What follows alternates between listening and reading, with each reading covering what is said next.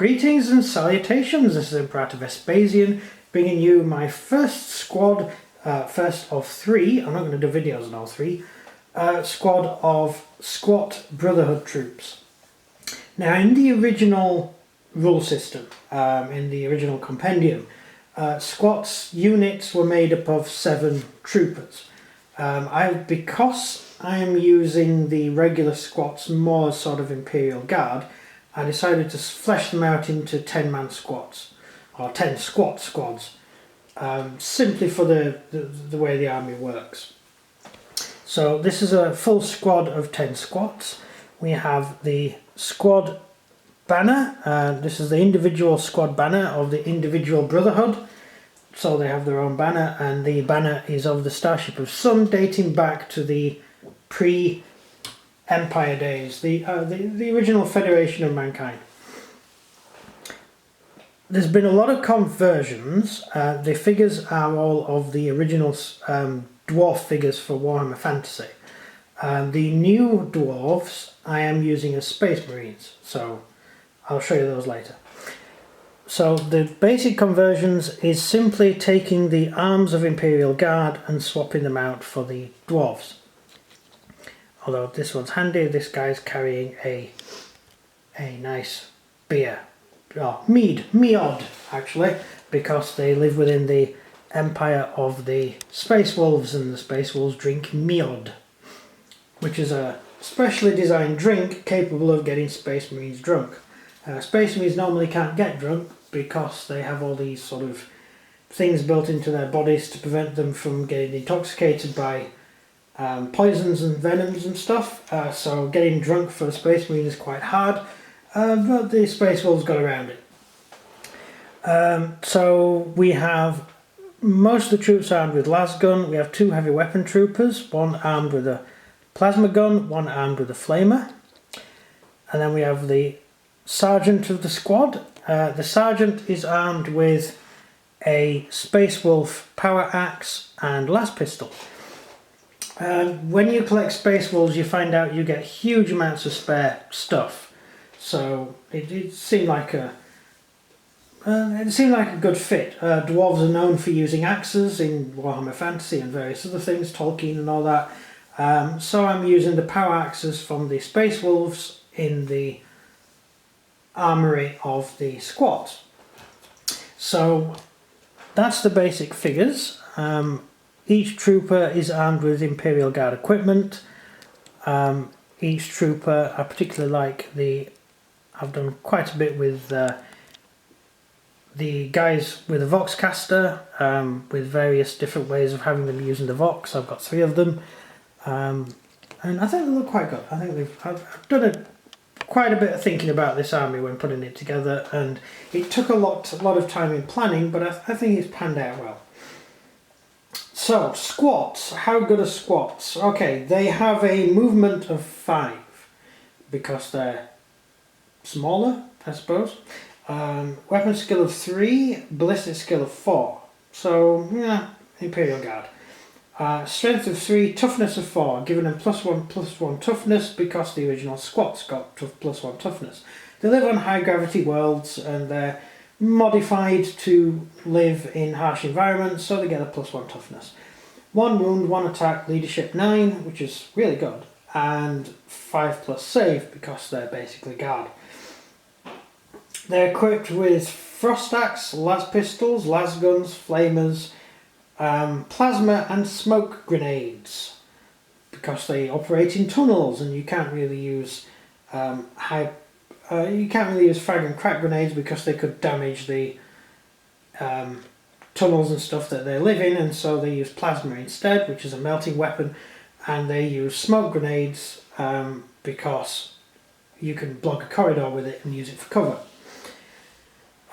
Special skills are their Oath Sworn, which means you re-roll failed charges to roll, failed rolls to charge, sorry. That's out of the Space Wolf book, I've just renamed it. An Ancestral Grudge.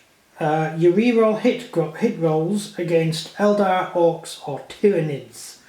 The Tyranids are a new addition. It was originally just Eldar and Orcs, I've added the Tyranids because the Tyranids destroyed the Squat strongholds. Part of the reason the dwarves don't like the... Well, let's just skip back a bit, shall we? Originally, the dwarves operated on their own. They were separated from the rest of the Imperium. They had no... not Imperium. This is the Dark Age. The Dark Ages. The Long Night. It was...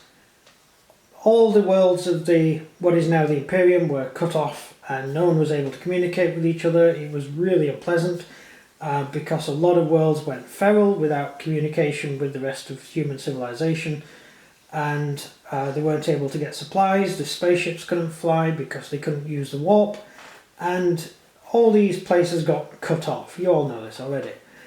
The Squats themselves simply retreated into their strongholds and were able to just hang on in their strongholds and maintain a certain level of technology equivalent to the modern Imperium or even better.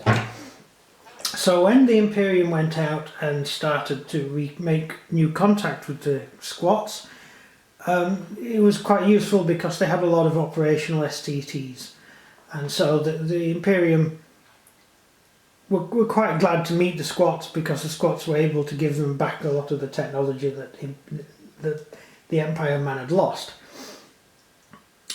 So when the Empire made new contact with the Squat worlds, the Squat strongholds, the Adeptus Mechanicus were able to come in and gather up a lot of standard template construct information, possibly even standard template constructors, and it was great because the Squats have maintained this knowledge. Right, so moving on. The Squats themselves, originally according to legend, got along quite well with the Orcs.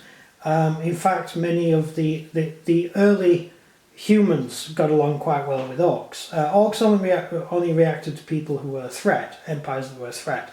The Empire of Man is clearly a threat, and therefore now the Orcs are a bunch of rabid, screaming loonies.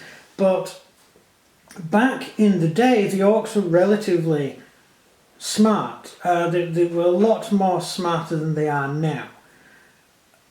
The Orcs sent diplomats to speak with the Imperium. They sent diplomats to talk and deal with the Squats, and the Squats won relatively good relations with the Orcs. However, things got wrong. The Orcs started attacking the Squats, and the Squats asked for aid from the Eldar. Now, the Eldar had been on good terms with the old Human Federation and the Squat worlds themselves, but when it came to a war with the Orcs, the Eldar refused to send aid, and so the Squats never forgave the Eldar for that. Of course, years later, moving on to High Fleet, Leviathan, the Squat worlds were destroyed. In fact, Baal was nearly destroyed, the capital of the Blood Angels, and quite a lot of the worlds of the Space Wolves were lost as well. So quite a few chapters were destroyed, and the Squats themselves probably mostly retreated within their strongholds and tried to hold, and their worlds were destroyed, the Squats destroyed with them. So these particular Squats have managed to make it to the... I discussed this in the other video. They managed to make it to the Space Wolves territory, or were already living in the Space Wolves territory, and so under their protection they flourished and they managed to survive. That's the plot to this army. You could also have Squats that survived alongside the Blood Drinkers, the Blood Angels, and their successor chapters, because the Blood Angels were in the same geographical region as the Squat Empire as well. So you could have a bit of crossover there, so you could have Blood Angels style Squats. But I personally went with Space Wolves because I just thought it just fitted in better. So that's a little bit of background, and that is the first squad. I have 3 squads of these guys, and we'll have to see how they play and see whether or not I actually bother expanding the army and trying to make it a bit more interesting. But I'm just going to stick with what I've got for now and play with it, see how it turns out. So leave any comments in the comments section, leave any likes, and I look forward to seeing you in the next video. Thank you for watching. This is Imperator Vespasian. Goodbye.